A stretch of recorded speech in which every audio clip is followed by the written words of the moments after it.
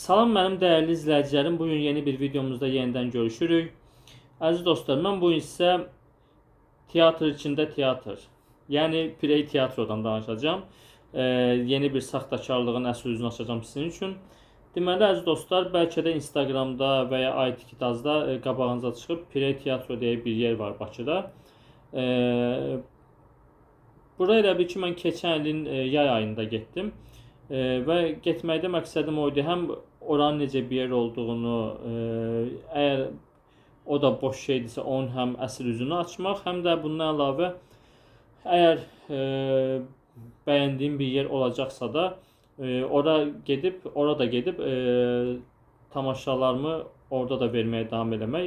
Bunun üçün yəni getdim ora.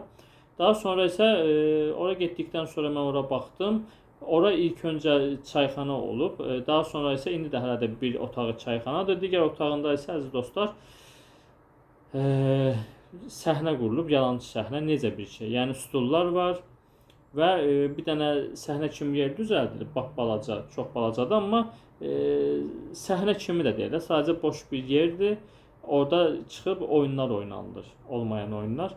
Əziz dostlar, görünüşünə görə mən oranı qınamadım. Yəni görünüşünə görə demədim bura boş şeydir. Çünki məsəl üçün o ola bilər. Məsələn, mən özüm də hal-hazırda videolarımı çəkirəm, mikrofonum yoxdur.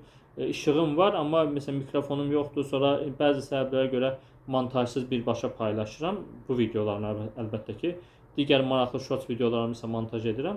İndi inşallah gələcəkdə vəziyyət düzələr, montaj edərəm, başqa bir şey qataram, daha belə indikindən daha da maraqlı olar videolarım. Yəni deməyim odur ki, yəni mənim özümdə də məsələn bu belədir, başqa şeydə də. Yəni görünüşdə indi bəzi şeylər özümüzdən asılı olmadığı üçün ola bilər bəzi şeylər eləməyə imkanımız çatmaya, onun üçün o ola bilər yəni. Onda bir şey yoxdur. Mən ona görə onları qınamadım.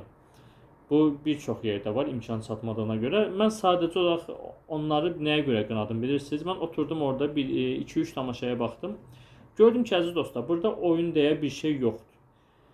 Deməli, burada hər dəfə bir nəfər çıxır səhnəyə, yəni bir nəfərlik tamaşa oynanılır və tamaşada da ki, adam gəlir, nə bilim, sözlərini deyir, belə-belə hərəkətdə edir, amma tamaşaçıya duyğunu ötürmür. Mən bundan 2-3 tamaşasında oturdum, hamısında gördüm ki, eyni vəziyyətdir.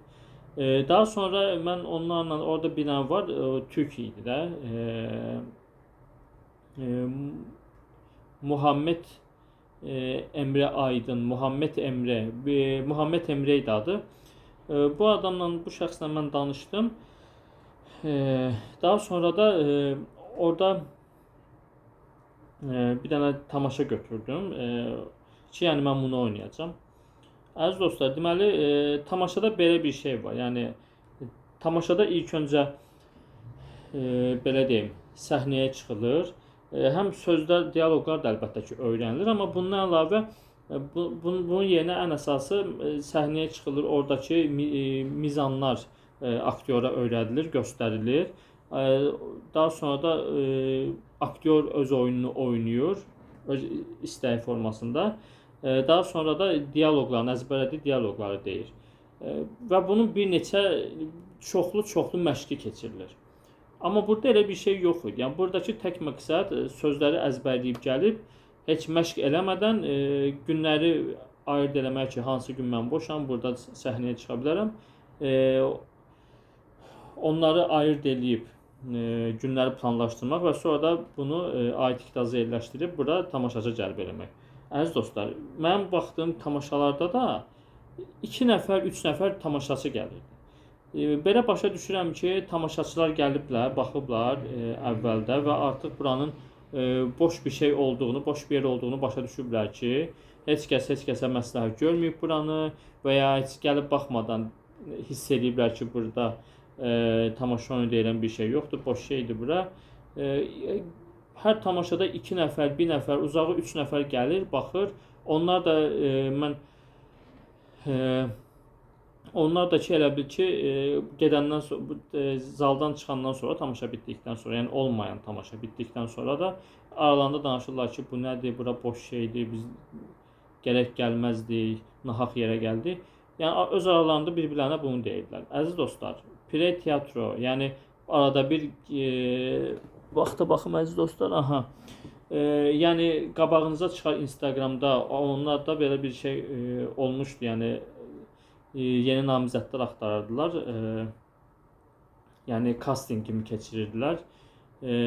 Kimsə gəlsin onlara qoşulsun deyə. Əziz dostlar, yalan şeydir. Bax, aktyor sənətinə aid orada heç bir şey yoxdur.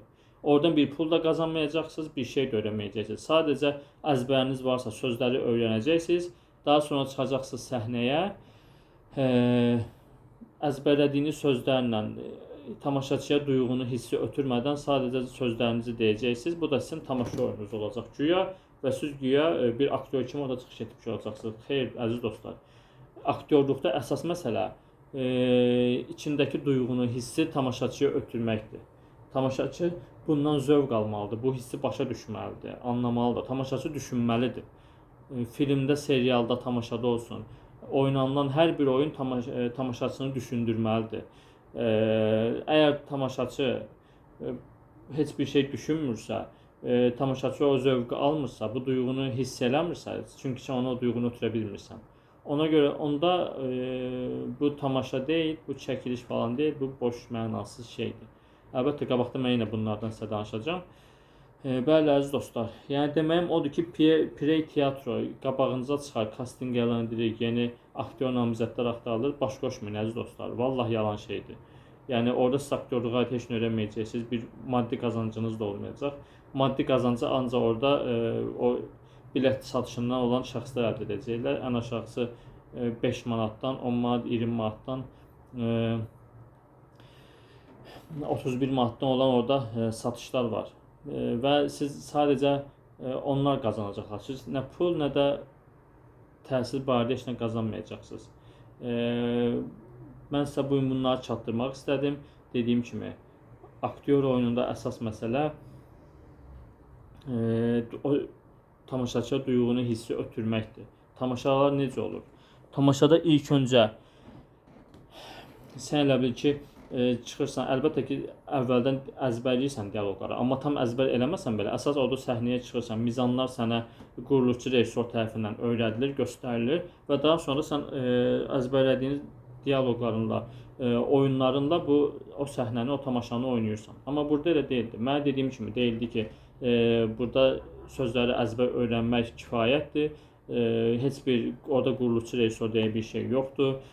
Mizanlar verilmir. Məşqlər olmur. Sadəcə sözü bir əzbərləyirsən, günləri müəyyənləşdirirsən ki, hansı günlər boşsan, saat neçədə ki, burada gəlib səhnəyə çıxasan, oyunu oynayasan, olmayan oyunu oynayasan, səhər gəlib baxarlar, ödəniş edib, daha sonra da çıxıb gedərlər. Əziz dostlar, yalandır, dediyim kimi. Yalandır, sadəcə dialoq əzbərləməklə, mizanlar olmadan, aktyor oyunu olmadan sadəcə söz əzbərləməklə nə tamaşada, nə də film, serialda iş gedə bilməz. Ona görə də əziz dostlar, dediyim kimi, Prey Teatro yalandır. Gələcək seriyamızda, bölümümüzdə sizə bu dəfə də Fox Film Laboratoriyası saxtakarlığından danışacağım. O da ayrı bir pul tələsidir. Yəni, əziz dostlar, boş verin belə mənasız yerləri. Danışacağım sizə hələ çox şey olacaq inşallah. Və dediyim kimi, mənasız bir şeydir. Ora qabağıza çıxsa baş qoşmayın.